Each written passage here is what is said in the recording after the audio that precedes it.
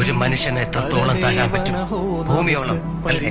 പിന്നെ ചവിട്ടാണ് തലയിൽ ഇങ്ങോട്ട് താഴും. പാതാളത്തിലേക്ക് താഴാൻ മഹാബലിയല്ല, ഒരു മനുഷ്യൻ.